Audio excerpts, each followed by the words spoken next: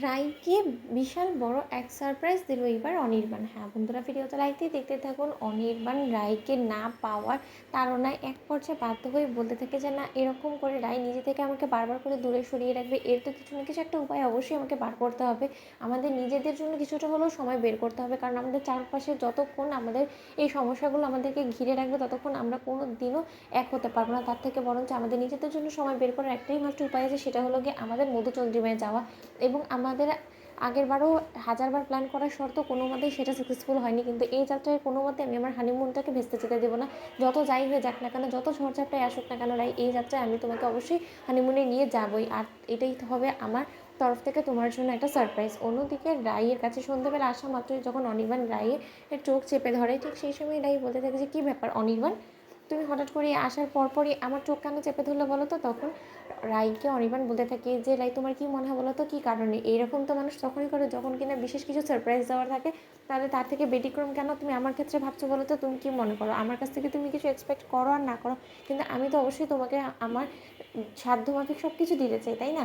ঠিক সেই সময় রাই বলতে থাকে যে তা নয় অনির্বাণ, তুমি সবসময় আমাকে সব কিছুতে আমাকে ভরিয়ে রাখার চেষ্টা করো, কিন্তু এই যাত্রায় নতুন কী নিয়ে এসেছো সেটাই ভাবছি। ঠিক সেই সময় অনির্বাণ রাইয়ের হাতে একটা টিকিট কনফার্মেশনের লেটার ধরিয়ে দিয়ে বলতে থাকে যে এবার এটা খুলে দেখো। ঠিক সেই সময় খামটা খোলা মাত্রই রাই যখন দেখতে পায় যে ওরা পাহাড়ে যাওয়ার জন্য অনির্বাণ সকল অ্যারেঞ্জমেন্টস করে ফেলেছে এবং খুব শীঘ্রই ওরা হানিমুনে যেতে চলেছে, তখন রাই বলতে থাকে যে অনির্বাণ এসব কী? তখন অনির্বাণ বলতে থাকে যে কেন, তুমি খুশি হওনি? দেখো রাই, আমি খুব ভালো করেই জানি যে তুমি অনেক প্রবলেমসের মধ্যে দিয়ে যাচ্ছ, কিন্তু তাই বলে এই সকল প্রবলেমসের মধ্যে আমরা নিজেদের কথা ভুলে যাবো, সেটা কী করে হতে পারে বলো তো?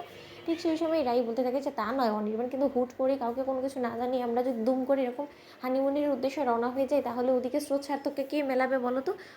তখন অনির্বাণ বলতে থাকে যে দেখো, স্রোত সার্থকের কথা ভাবার জন্য অনেক লোক আছে, কিন্তু আমাদের কথা ভাবনা চিন্তা করার জন্য আমরাই আছি, তাই আমাদের কথা নিজেদের জন্য কিন্তু ভাবতে হলে আমাদেরকে একান্ত কিছুটা সময় কাটাতে হবে। সেই জিনিসটা তুমি কোনো মতে এড়িয়ে যেতে পারো না। আর আমার খুব ইচ্ছে যে আমি তোমাকে নিয়ে হানিমুনে যাবো, আর এবার তুমি কোনো মতেই কথাটা ফেলতে পারবে না। তখন রাই বলতে থাকে যে ঠিক আছে, আমাদের হানিমুনটা নিয়ে যখন তুমি এতটাই এক্সাইটেড, তাহলে আমরা সেখানেই বরঞ্চ যাবো যেখানে কিনা তুমি আমাকে নিয়ে যাওয়ার কথা ভেবেছো, সেই নিয়ে একদম তুমি টেনশন করো না। অন্যদিকে অনির্বাণ বলতে থাকে যে তাহলে এখন চটজলদি প্যাকিং করে ফেলো, কারণ আমরা কাল সকাল সকালই বেরিয়ে পড়বো। আমি আর কোনো মতে এক বিন্দু অপেক্ষা করতে চাই না, যত শীঘ্রই সম্ভব আমরা আমাদের মাঝখানে ব্যাঘাত ঘটানোর আগেই আমরা হানিমুনের উদ্দেশ্যে রওনা হয়ে যাব।